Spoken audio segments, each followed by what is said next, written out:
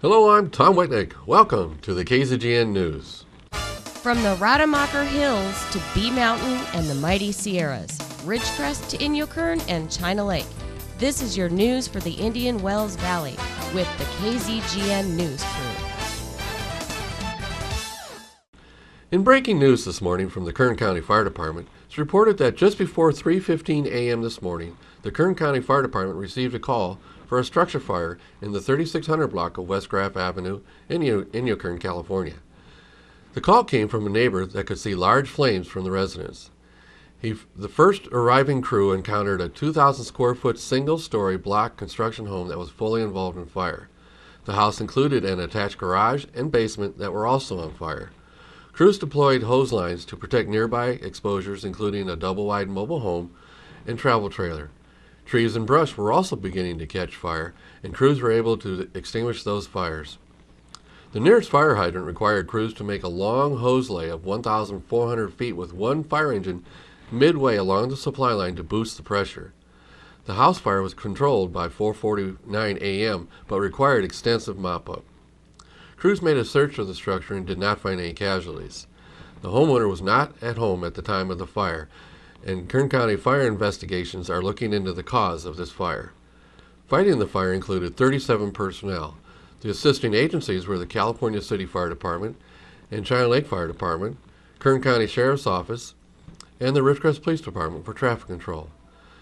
The value saved was $50,000, and the loss is $200,000. Equipment assigned included engines 71, 72, 73, 74, 75, 77, 14, and light and aircraft 77. Mutual aid equipment included California City Engine 190 and China Lake Engine 21. In China Lake Navy news, last Saturday evening, China Lake hosted this year's Indian Wells Valley Consul Navy League of the United States Blue Jacket of the Year Awards dinner. The event was held at the Kerr-McGee Community Center at City Hall. The awards are meant to honor this year's best of the best in the Marines and Navy at China Lake. The recipients of this year's awards were Senior Blue Jacket of the Year Sergeant Richard McGoldrich and Junior Blue Jacket of the Year Aviation Warfare Systems Operator 2nd Class Douglas Bartone II. Sergeant McGoldrich is stationed at the Marine Aviation Detachment at VX-9 at China Lake, and Bartone is serving with the Air Test and Evaluation Squadron 31, also known as VX-31. Naval Air Weapons Center Weapons Division Commander Rear Admiral Mike Moran was the guest speaker and presented the awards. Most of our local officials were also in attendance to honor the recipients as well. All of us at KZGN send our congratulations to Marine Sergeant McGoldrick and Navy NAC/AW Bartone II. In Kern County Sheriff's news, the Kern County Sheriff's Office would like to provide some crime prevention safety tips to help citizens prevent vehicle theft. The following tips will help reduce crime and increase quality of life. First, install an alarm and/or vehicle tracking system. Second, install an ignition kill switch. If stolen, you can disable your car and render it inoperable, making it useless to a thief. Third, never leave your car running or leave the keys in your car, even if it's just to run in and run out. Always lock and secure your vehicle after unloading groceries, running in the house, loading up gifts for the holidays, etc. Never warm up your vehicle and leave it unattended as you prepare to leave your house. Fourth, park in a well-lit, well-traveled area. Fifth, never leave valuables in plain sight. iPads, watches, purses, cell phones, gym bags, wallets, and children's gaming systems are items commonly left in vehicles that can create a reason for someone to want to break into your car. Sixth, if you have a garage, always park your car in the garage. Seventh, get in the habit of locking your vehicle even if it is safely parked in your garage at night. Side entry doors to the garage are sometimes excluded from alarm sensors and can be easy access point for criminals to get into your garage and inside of your vehicle. Eighth, when using your automatic key remote to lock the doors, make sure the alarm sounds and the doors actually lock. Criminals know how to use devices to disrupt the locking process, and when you have left believing your car is locked, they can open the doors and either steal your car or your possessions. If you would like further information on this subject, or if you are interested in other crime prevention topics, please contact the Kern County Sheriff's Office Crime Prevention Unit at 661-391-7559 or by email at crimeprevention@kernsheriffs.com. And I'd like to add, as I'm a Ridgecrest Police Department PACT volunteer, I can't tell you how many times we check vehicles in parking lots and see people's valuables just sitting in the front seats of cars in plain sight. I've seen purses, cameras, computers, and all kinds of electronic devices. I've even seen stuff sitting there with the car windows down. All a person would have to do is just reach in and grab it. One time I found a car in the Stater parking lot sitting in a parking space, driver door fully open, keys in the ignition with the engine running, and no one was around. I parked my police car behind it so no one could jump in and steal their car. I went in the store, got the manager to page the owner. He came up to the front of the store. I told him why I was calling him. So I took him out and he had him secure the car. He didn't even realize that he had left the car that way. And now in BLM news, Bureau of Land Management Field Manager Carl Simon works to create an environment where everyone can come out and enjoy the public lands. He keeps the process of permits easy to ensure the safety and protection of people and the natural resources in compliance with the California Conservation Act. The average person can just go out and simply enjoy hiking, riding, and camping on the public lands. But permits are required for special recreation tours, large groups, or when events charge fees. The process is easy. A 6-month or 100-day advance notice is required due to the diversity of events surrounding our local area. For racing of motorcycles, trucks, running, or equestrian trailing permits, designate how far and track impact of the event for the safety and protection of the people as well as the natural resources and habitat. Simon announced last weekend the Dirt Diggers Motorcycle Club raced in the Spangler Hills open area. KZGN asked American Motorcycle Association District 37 President Jerry Grabow about their Sunday, March 22nd event. Grabow said it was a professionally run event. 34 different clubs participated. He said desert racers as a whole are good stewards of the land and stay within marked areas of their 30-mile course, which they run 2 times. He said desert racers are not rogue motorcycle riders or biker gangs, but multi-generational, family-oriented sports enthusiasts. He added that one of their racers is 70 years old, and her husband is 78 years old. He said their club cleans up after desert events where recreation impacts trails, and said one of their board members has dedicated his career to trail maintenance and education. He said there is a process to be ready to race by offering the youth series desert program. The program accepts ages 5 to 15. Age 12 can participate in the adult beginner level race. Sunday's race was altogether a 60-mile course they haven't seen, and they run over flat, hilly, and rocky terrain. He said if a racer runs illegally beyond the marked course, they will be suspended. So they had perfect weather and a great race. Events like this are also good for the local economy. Stay tuned for our stock market report and the KZGN Talking Points editorial.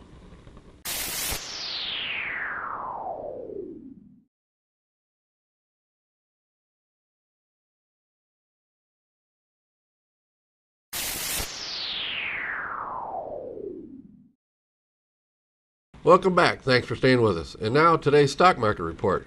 Well, the markets are remaining kind of in the negative direction and not moving a large amount for any reason. Currently, the Dow Jones is sitting at 18054, down 61 points. The Nasdaq is sitting down 4 points and sitting at 5006. And the S&P is currently at 2097, down 7 points. Not much movement in the stock market. Now it's time for the 30th KZGN News Talking Points editorial. The topic of today's editorial is back and forth discussions between the people and the new council is now slipping away. Well, it only took 4 months for this council to start slipping away to the ways of the previous council.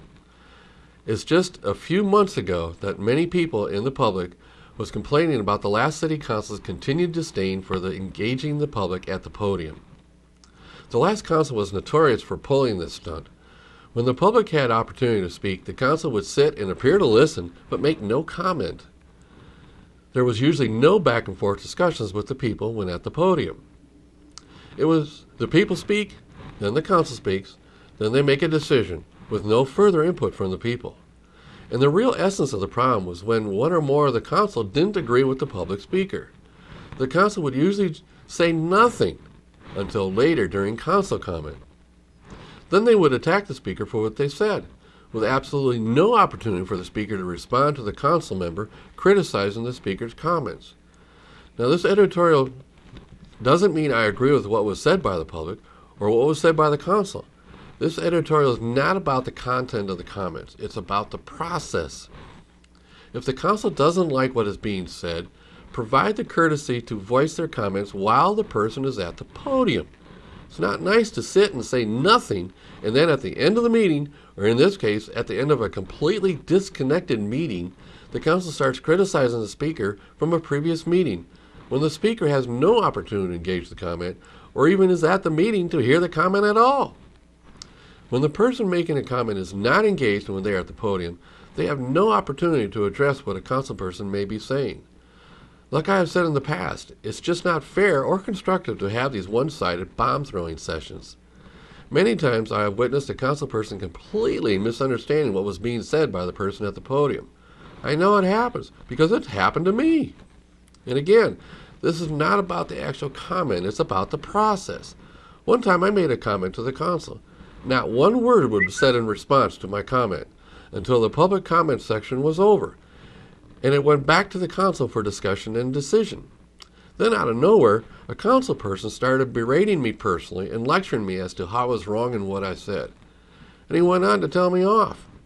I had no opportunity to respond and tell him that he was completely misunderstanding what I said. When I tried to get back up, I was ordered back to my seat as public comment was closed. This is arrogance at its worst. Why didn't he just question me while I was at the podium? I was forced to wait until the end of the meeting was over and confront the council member and explain my comment. He then said, "Oh, I'm sorry. I misunderstood your comment." Do you think he then publicly apologized to me at the next council meeting? Yeah, right. When the public is talking, they are able to respond to us. But when they are talking, the public has to sit and listen and no opportunity to reply. This is not open government. This is not transparency of government. This is people we elected to represent us, viewing us as their employee versus the way it is. When Mayor Breeden got elected, I met with her to discuss this topic. She told me she agreed and would make sure it doesn't happen while she is mayor. And up until the last meeting, it appeared that she was doing a good job in stopping this one-sided discussions. So now I remind her and the council that this is not acceptable. Please correct this problem. Council comment is for the council to provide information to the city, or discuss future agenda items, or to ask questions of city staff. It is not their exclusive platform to criticize a member of the public for saying something that they disagreed with. If someone is saying something at the podium that is maybe wrong or off topic, tell them while they're at the podium. Allow them to respond. It is so easy to misunderstand a person's comment. A discussion usually involves at least two people talking back and forth, discussing the topic. I hope no one misunderstands this editorial. In conclusion, again, this is not about the actual comments. It's about the process. If the council really respects and wants to hear from the people, then show it. Answer the public's questions when the person is at the podium. I'm Tom Wicknick, and that's what I think. If you have any comments about this editorial or would like to discuss or recommend a topic, I'd like to hear from you. Please email them to info@kzgn.net. Stay tuned for weather and sports when we come back.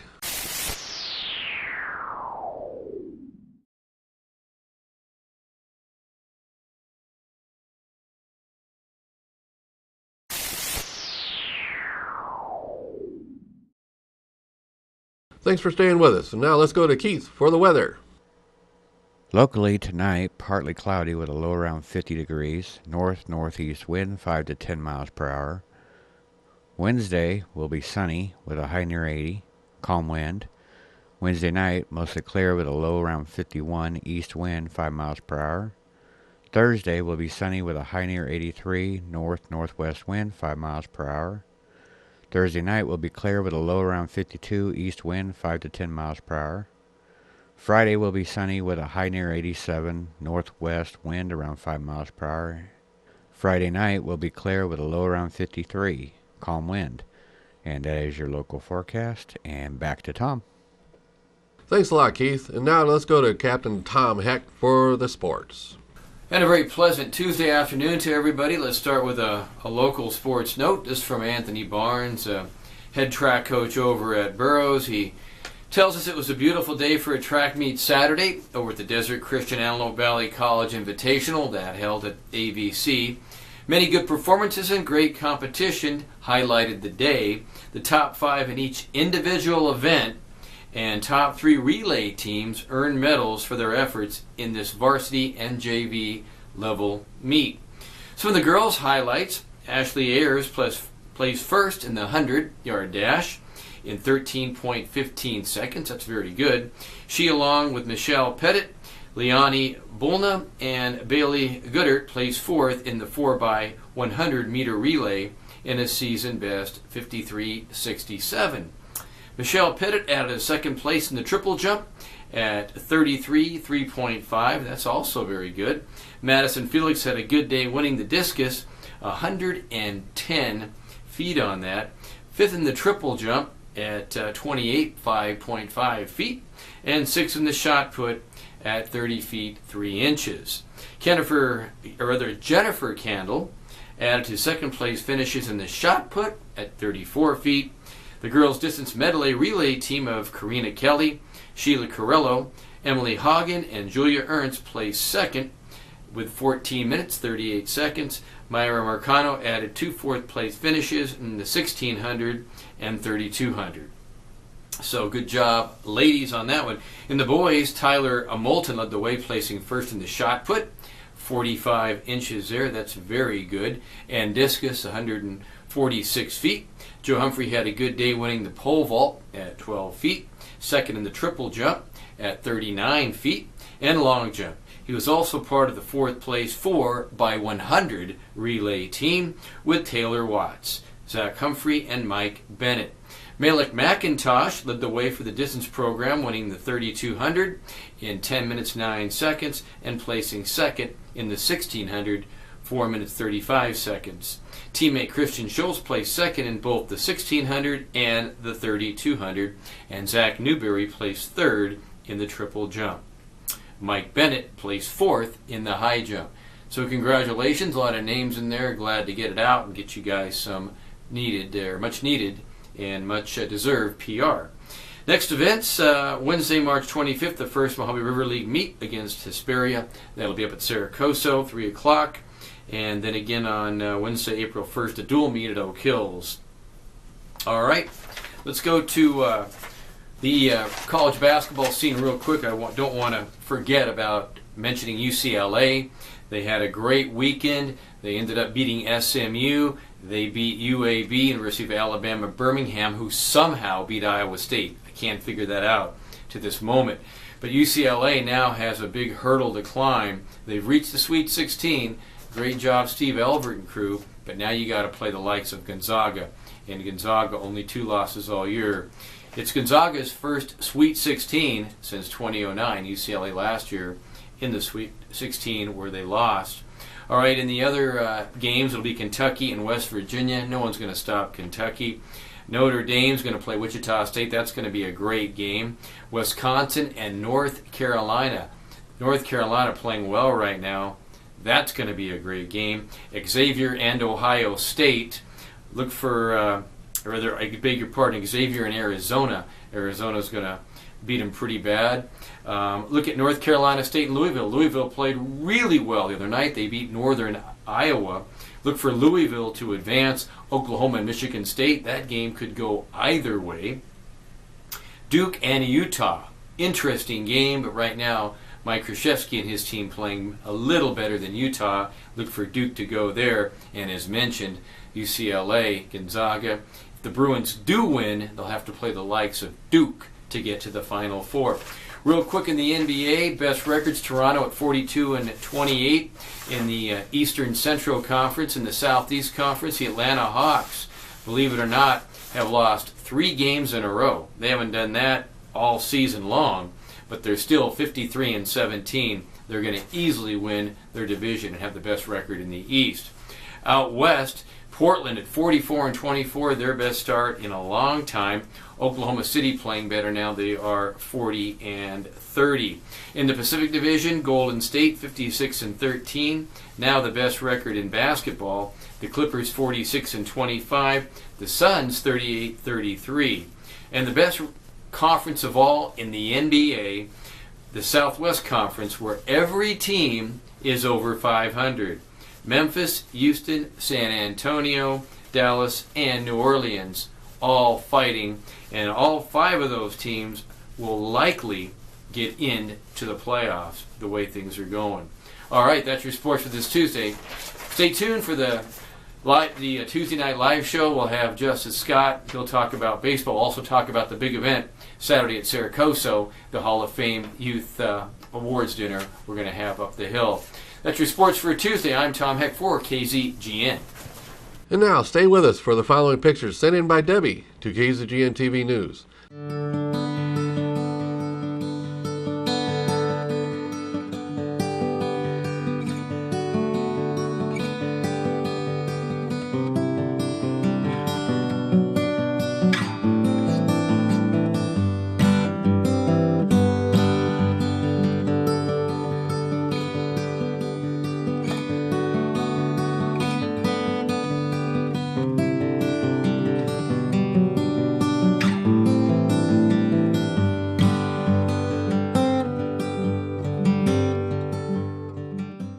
Thanks for the great pictures, Debbie.